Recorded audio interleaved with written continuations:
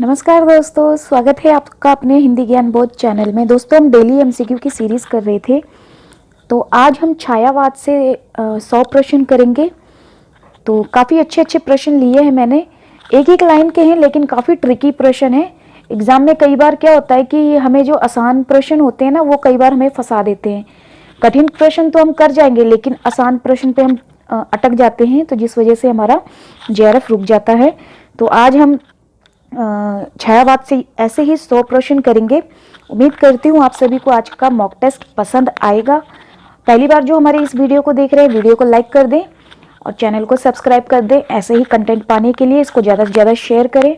तो चलिए, ज़्यादा समय बर्बाद न करते हुए आज का मॉक टेस्ट शुरू करते हैं। मैं किसी भी प्रश्न के विकल्प नहीं पढ़ूंगी पहले की तरह, नहीं तो वीडियो बहुत लंबा हो जाएगा। एग्जाम टाइम में आपका समय बर्बाद नहीं करना चाहती मैं। तो पहला प्रश्न आपके सामने है, शेर सिंह का शस्त्र समर्पण किस रचना में संकलित है? ये आपने बताना है। 4 विकल्प आपके सामने हैं। तो ये जो रचना है शेर सिंह का शस्त्र समर्पण लहर रचना में संकलित है। तो विकल्प बी इस प्रश्न का सही उत्तर हो जाएगा। अगला प्रश्न है, जब कड़ी मारे पड़ी दिल हिल गया किसकी प्रसिद्ध कविता की पंक्ति है? ये आपने बताना है। तो ये जो पंक्ति है ये निराला की है। विकल्प सी सही उत्तर हो जाएगा। अगला प्रश्न है, छायावाद को स्थूल के प्रति सूक्ष्म का विद्रोह किस आलोचक ने कहा है? ये बार बार एग्जाम में पूछा जाता है। तो इस प्रश्न का जो सही उत्तर हो जाएगा वो है डॉक्टर नागेंद्र। विकल्प सी सही उत्तर होगा। अगला प्रश्न है, छायावाद प्रकृति के बीच जीवन का उद्गीत है, उसका मूल दर्शन सर्वात्मवाद है। सर्वात्मवाद है, यह परिभाषा किसकी है? ये आपने बताना है। तो जो ये परिभाषा दी गई है ये महादेवी वर्मा की है। विकल्प डी सही उत्तर हो जाएगा। अगला प्रश्न है, परमात्मा की छाया आत्मा में और आत्मा की छाया परमात्मा में पड़ने लगती है, यही छायावाद है। यह परिभाषा किस आलोचक की है? ये बताना है आपने। तो ये परिभाषा है रामकुमार वर्मा की। विकल्प सी सही उत्तर हो जाएगा। चलिए अगला प्रश्न करते हैं, जब वेदना के आधार पर स्वानुभूतिमयी अभिव्यक्ति होने लगी तब हिंदी में छायावाद के नाम से अभिव्यक्त किया गया। यह कथन किस व्यक्ति का है इन 4 विकल्प में से? तो ये जो कथन है ये है जयशंकर प्रसाद का। विकल्प ए सही उत्तर होगा इस प्रश्न का। अगला प्रश्न है, छायावाद शब्द का प्रयोग 2 अर्थों में समझना चाहिए। एक तो रहस्यवाद के अर्थ में, दूसरा काव्य शैली या पद्धति विशेष के व्यापक अर्थ में। ये कथन किसका है, किस आलोचक का है ये कथन? तो ये है आचार्य शुक्ल जी का। विकल्प सी सही उत्तर हो जाएगा। अगला प्रश्न देख लेते हैं, छायावाद के मूल में पाश्चात्य रहस्यवादी अवश्य थी। इस श्रेणी में मूल प्रेरणा अंग्रेजी की रोमांटिक भावधारा की कविता प्राप्त हुई थी। यह विचार किस आलोचक का है? ये बताना है आपने। तो ये जो विचार है ये किस आलोचक का है? तो ये है हजारी प्रसाद द्विवेदी का। विकल्प सी सही उत्तर हो जाएगा। अगला प्रश्न देखते हैं, छायावाद स्थूल के प्रति सूक्ष्म विद्रोह नहीं वरन रूढ़िवादी समांती साम्राज्यवादी बंधनों के प्रति विद्रोह है। यह कथन किसका है? तो ये कथन है रामविलास शर्मा का। विकल्प डी सही उत्तर हो जाएगा। अगला प्रश्न देखते हैं, इनमें से कौन सी विशेषता छायावाद काव्य में नहीं है? तो सभी काल की आपको विशेषताएं याद होनी चाहिए, बहुत प्रश्न पूछे जाते हैं इसमें से। तो छायावाद की विशेषता इन 4 विकल्प में से जो नहीं है वो है शोषण का विरोध। विकल्प सी सही उत्तर हो जाएगा। अगला प्रश्न है, छायावाद को चित्र भाषा शैली किसने कहा? छायावाद को इन 4 विकल्प में से तो ये कहा है आचार्य शुक्ल जी ने। विकल्प बी सही उत्तर होगा। अगला प्रश्न देखते हैं, छायावाद के सर्वाधिक कटु आलोचक कौन है? कटु आलोचक छायावाद के सर्वाधिक, तो ये हैं आचार्य महावीर प्रसाद द्विवेदी। विकल्प डी सही उत्तर हो जाएगा। अगला प्रश्न है, छायावाद के 4 स्तंभ में से निम्नलिखित में से कौन शामिल नहीं है? ये आपने बताना है। 4 स्तंभ कवि की प्रमुख रचनाएं जिनको एक साथ मैंने लगाया हुआ, ये भी मैंने प्रीवियस वीडियो बनाया हुआ है जब मैंने चैनल की शुरुआत की थी, देखना चाहें तो देख सकते हैं। तो इसका जो सही उत्तर हो जाएगा वो है विकल्प सी। अगला प्रश्न है, संगुनी साहू घराने में किस छायावादी कवि का जन्म हुआ? ये आपने बताना है। तो ये हुआ प्रसाद जी का। विकल्प बी सही उत्तर होगा। अगला प्रश्न है, प्रसाद जी की खड़ी बोली कविताओं का प्रथम संग्रह, ये बताना है आपने। प्रथम संग्रह, प्रसाद जी की खड़ी बोली कविताओं का प्रथम संग्रह है कानन कुसुम, विकल्प बी सही उत्तर होगा। अगला प्रश्न है, पंत प्रसाद निराला महादेवी वर्मा के बाद छायावाद का पांचवा कवि किसे माना जाता है, ये बताना है आपने। तो ये माना जाता है पांचवा कवि, तो ये माना जाता है रामकुमार वर्मा को। विकल्प नहीं, विकल्प ए आएगा, विकल्प ए इस प्रश्न का सही उत्तर होगा। अगला प्रश्न है, निराला का तुलसीदास किस विधा में रचित काव्य है, तुलसीदास विधा बतानी है आपने, किस तरह का काव्य है। तो ये एक खंड काव्य है, विकल्प डी सही उत्तर होगा। अगला प्रश्न देखते हैं, जयशंकर प्रसाद के किस काव्य ग्रंथ को कामायनी की श्रद्धा का पूर्व संस्करण कहा गया है। अब इस प्रश्न का उत्तर बताइए। तो ये कहा गया है उर्वशी को, विकल्प बी सही उत्तर होगा। अगला प्रश्न, स्वच्छंदतावाद की विशेषता नहीं है, तो ये है प्रगतिशीलता, विकल्प बी सही उत्तर होगा, ये नहीं है। अगला प्रश्न है, लहर में संकलित सबसे लंबी कविता कौन सी है, सबसे लंबी कविता है प्रलय की छाया, विकल्प डी सही उत्तर होगा। अगला प्रश्न है, कामायनी को मानव चेतना का रसात्मक इतिहास किसने कहा है, कामायनी को, तो कामायनी को किस कवि ने क्या कहा है, इसके ऊपर भी मैंने वीडियो बनाया हुआ है, अगर देखना चाहे तो जाके देख सकते हैं। हर वो महत्वपूर्ण टॉपिक जो एग्जाम में लगातार बार बार पूछे जाते हैं, उनके ऊपर मैंने कंटेंट पहले से ही बना के रखा हुआ है। आप मेरी प्लेलिस्ट चेक किया कीजिए, उसमें मैंने काफ़ी अच्छे अच्छे टॉपिक करवा रखे हैं। तो फिलहाल इस प्रश्न का सही उत्तर हो जाएगा नंद दुलारे वाजपेयी, विकल्प ए सही उत्तर होगा। अगला प्रश्न है, हृदय का मधुभार काव्य कृति किसकी है, हृदय का मधुभार काव्य कृति, तो ये है रामचंद्र शुक्ल की कृति है ये काव्य कृति, विकल्प डी सही उत्तर होगा। अगला प्रश्न है, कामायनी का सर्ग इसमें से बताना है छांट के कि कौन सा नहीं है। तो कामायनी के 15 जो सर्ग हैं उनके नाम और सीक्वेंस आपको पता होने चाहिए, अब बहुत पूछा जा रहा है एग्जाम में, तो अगर आपने ध्यान में नहीं रखा हुआ है, याद नहीं किया है, एक सीक्वेंस में उनके नाम अगर नहीं पता है आपको तो आप याद कर लीजिए। तो इस प्रश्न का फिलहाल सही उत्तर हो जाएगा इच्छा, विकल्प डी सही उत्तर है। अगला प्रश्न देख लेते हैं, ये क्या, देखिए 23वां 2 क्वेश्चन हो गए, चलिए कोई बात नहीं, एक एक्स्ट्रा मिल गया आपको करने को। साहित्यिक क्षेत्र में सर्वाधिक विरोध किसका हुआ है, साहित्यिक क्षेत्र में सर्वाधिक विरोध हुआ है निराला जी का, विकल्प सी सही उत्तर है। अगला प्रश्न है, हल्दी घाटी वीर रस प्रधान प्रबंध काव्य किसका है, ये बताना है आपने, किसका है ये, तो ये है श्याम नारायण पांडे जी का, विकल्प बी सही उत्तर है। अगला प्रश्न देखते हैं, हिंदी साहित्य में महाप्राण शब्द किसके लिए प्रयुक्त किया जाता है, ये बताना है आपने, तो ये किया जाता है निराला जी के लिए, विकल्प बी सही उत्तर होगा। अगला प्रश्न है, हिंदी में स्वच्छंद छंद के प्रथम प्रयोक्ता कौन है, तो ये है निराला जी, विकल्प ए सही उत्तर है। अगला प्रश्न है, साकेत के मुख्य कथा का संबंध किसके चरित्र विकास से जुड़ा है, साकेत के मुख्य कथा का संबंध किसके चरित्र विकास से जुड़ा है, तो ये लक्ष्मण और उर्मिला से, विकल्प सी सही उत्तर होगा। अगला प्रश्न है, निराला की जूही की कली कविता को किस पत्रिका ने अस्वीकृत कर दिया था, किस पत्रिका ने, तो ये किया था सरस्वती ने, सरस्वती पत्रिका ने, तो विकल्प ए सही उत्तर होगा। अगला प्रश्न है, राम की शक्ति पूजा का कथानक किस प्रतीक रूप में घोषित करता है, तो इस प्रश्न का सही उत्तर हो जाएगा सत्य की असत्य पर विजय, विकल्प डी सही उत्तर होगा। अगला प्रश्न है, निराला की किस रचना में उनका आत्मचरित्र अभिव्यक्त हुआ, निराला की किस रचना में, इन 4 विकल्प में से तो सरोज स्मृति में हुआ, विकल्प बी सही उत्तर होगा। अगला प्रश्न देख लेते हैं, इनमें से कौन सी रचना निराला की नहीं है, इन 4 विकल्प में से, तो शोकोच्छ्वास निराला की नहीं है, विकल्प बी सही उत्तर होगा, जयशंकर की है ये। अगला प्रश्न है, आधुनिकता समसामयिकता स्वच्छंदता और बौद्धिकता में नए कवियों का गोरखनाथ किसे कहा गया है, इन 4 विकल्प में से? तो ये निराला जी को कहा गया है। विकल्प डी सही उत्तर होगा। अगला प्रश्न, हिंदी संसार का सर्वाधिक प्रसिद्ध शोक गीत किसे माना जाता है? इन 4 विकल्प में से? तो ये माना जाता है सरोज स्मृति को। विकल्प ए सही उत्तर है।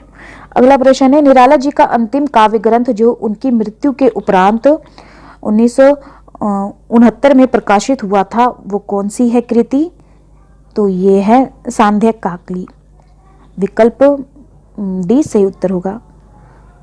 अगला प्रश्न है, रविंद्र कविता कानन के लेखक कौन हैं? इन 4 विकल्प में से?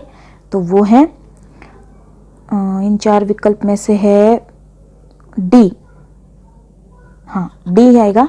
विकल्प डी इस प्रश्न का सही उत्तर है। अगला प्रश्न है, सुमित्रा नंदन पंत को किस रचना पर ज्ञानपीठ पुरस्कार प्राप्त हुआ? किस रचना पर? तो ये प्राप्त हुआ चितंबरा पर। विकल्प डी सही उत्तर होगा। अगला प्रश्न है, सुमित्रा नंदन पंत की कौन सी रचना छायावाद युग की नहीं है? ये बताना है आपने, छायावाद युग की कौन सी कविता नहीं है? तो वो है लोकायतन। विकल्प ए सही उत्तर होगा। अगला प्रश्न है, छायावाद के किस कवि को शब्द शिल्पी कहा गया? इन 4 विकल्प में से बताइए, छायावाद के किस कवि को शब्द शिल्पी कहा गया? तो ये सुमित्रा नंदन पंत को कहा गया। विकल्प बी सही उत्तर होगा। अगला प्रश्न है, सुमित्रा नंदन पंत का संबंध किस पत्रिका से है? ये आपको पता होना चाहिए किस पत्रिका से है। तो रूपाव।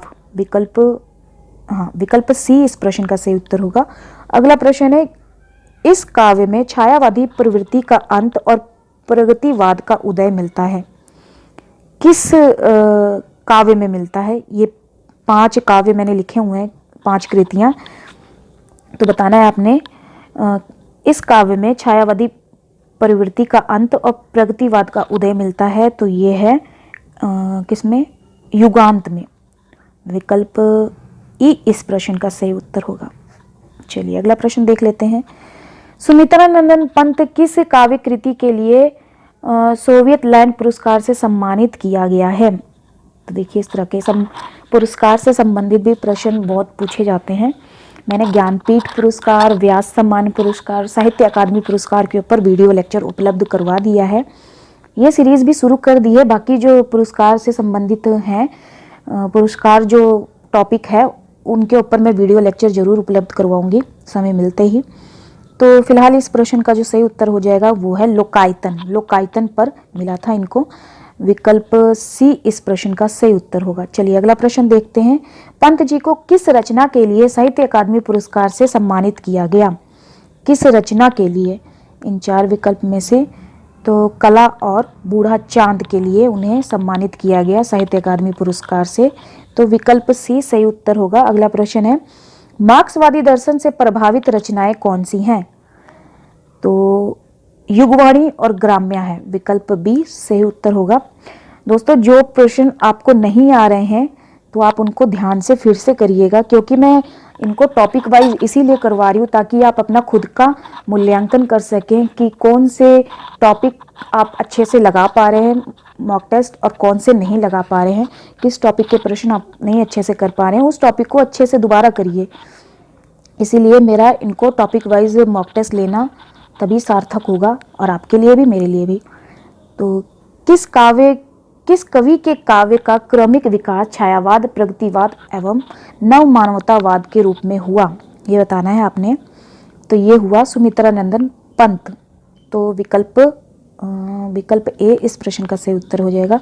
अगला प्रश्न है, हिंदी में नवचेतनावाद का प्रचारक कौन है? कौन है? तो यह है सुमित्रा नंदन पंत। विकल्प बी सही उत्तर होगा। अगला प्रश्न देख लेते हैं। सजल गीतों की गायिका और आधुनिक युग की मीरा संज्ञाओं से भरे हैं कौन? तो वो है महादेवी वर्मा जी। विकल्प ए सही उत्तर होगा। अगला प्रश्न है, तेरा वैभव देखूं या जीवन का क्रंदन देखूं किसकी पंक्ति है?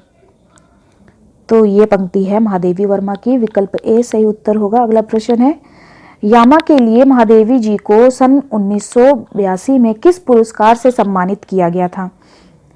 तो ये किया गया था ज्ञानपीठ पुरस्कार से। विकल्प बी सही उत्तर होगा।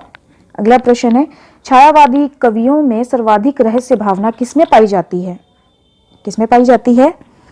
तो ये पाई जाती है महादेवी वर्मा में। विकल्प सी सही उत्तर होगा। अगला प्रश्न है, महादेवी वर्मा जी की जीवन अनुभूतियों की अभिव्यक्ति किस ग्रंथ में है? किस ग्रंथ में है जीवन अनुभूतियों की अभिव्यक्ति? तो ये है सांध्य गीत में। विकल्प सी सही उत्तर होगा। तो ये हमने 50 प्रश्न कर लिए, तो आगे के हम 50 प्रश्न करेंगे।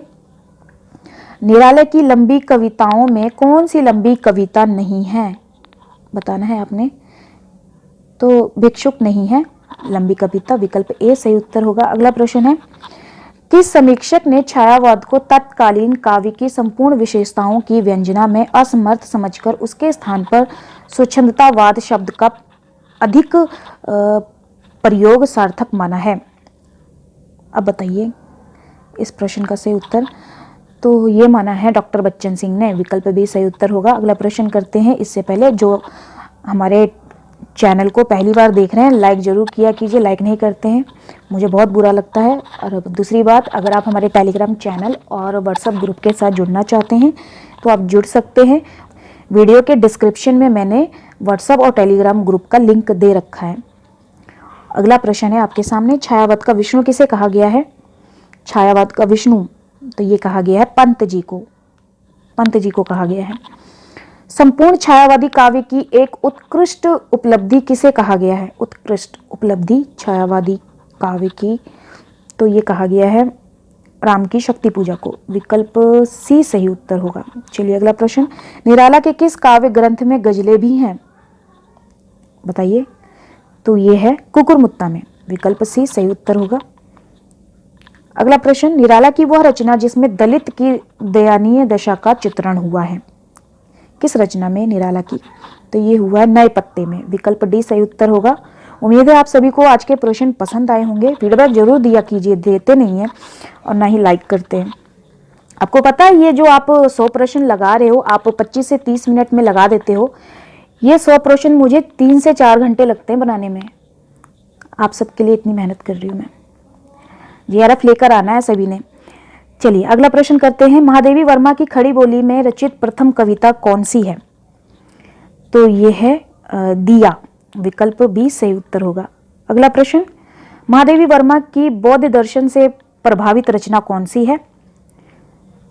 ये है हमारी रशिम। विकल्प डी सही उत्तर होगा। अगला प्रश्न देख लेते हैं, वियोगी होगा पहला कवि, अह से उपजा होगा गान, निकल कर नयनों से चुपचाप बही होगी कविता अनजान। ये पंक्ति किसकी है? इस प्रश्न का उत्तर तो सभी को पता होगा। जी बिल्कुल सही, सुमित्रा नंदन पंत की है। विकल्प डी सही उत्तर है।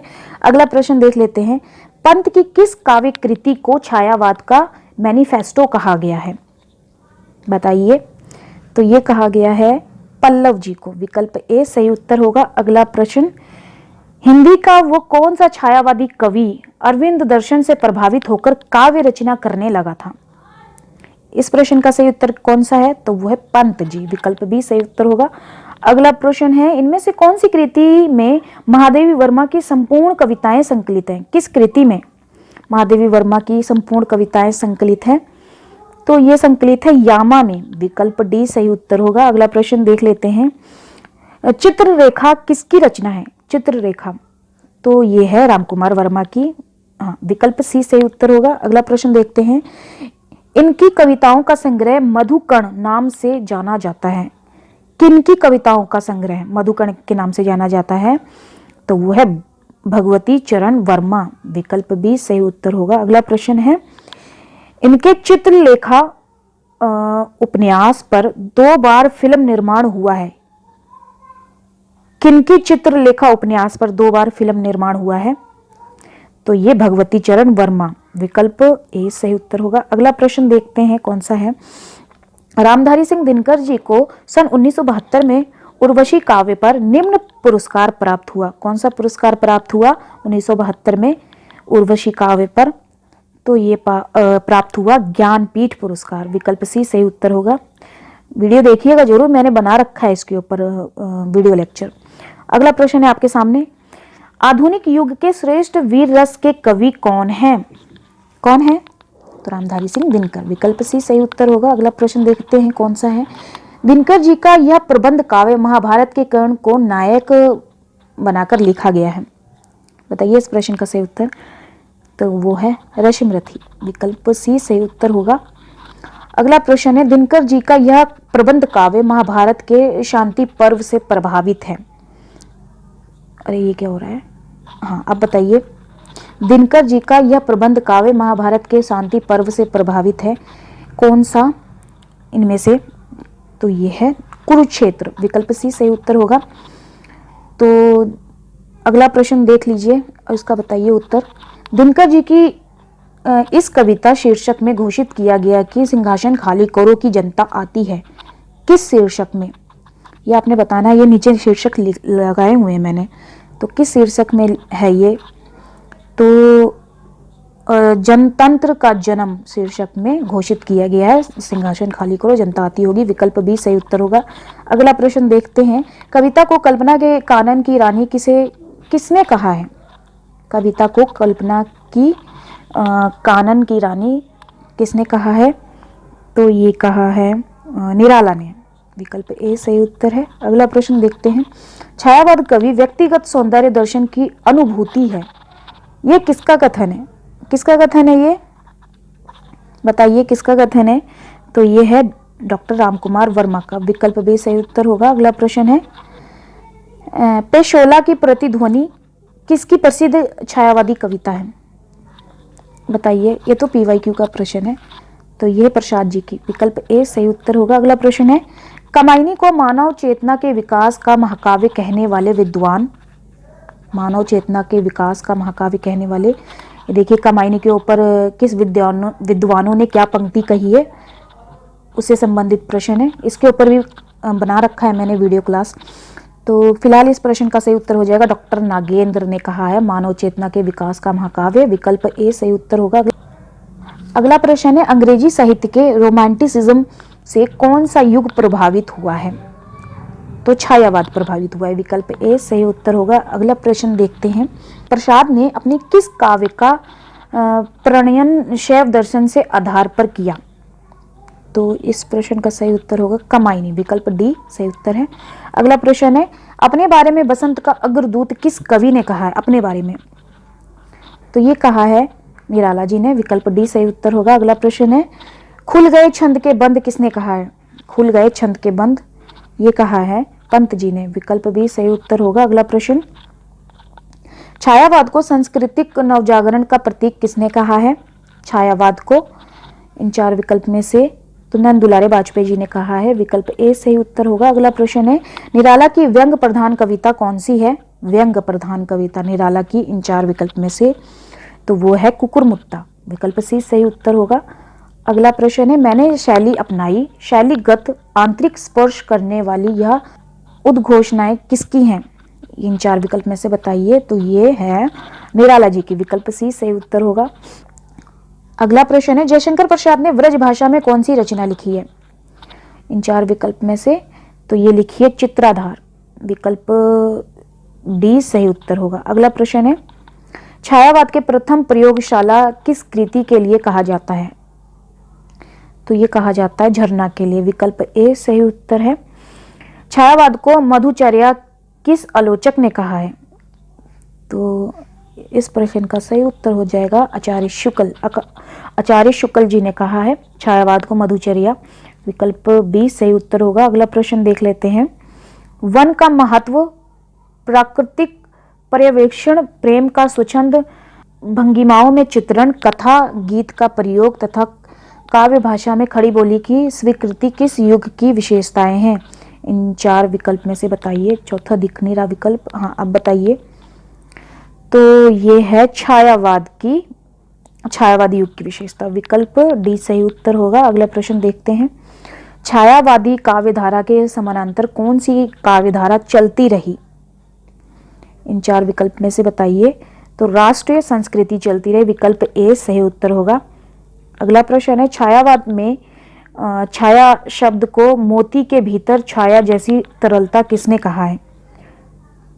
तो ये कहा है जयशंकर प्रसाद ने, विकल्प ए सही उत्तर होगा। अगला प्रश्न, मैं कृतार्थ देह तृणों लघु दोनों में तुम मेरी आत्मा का पावक करती धारण, यह किस कवि की कविताओं की पंक्तियां हैं। इस तरह से प्रश्न है। प्रश्न थोड़ा सा मैंने आधा लिख दिया है।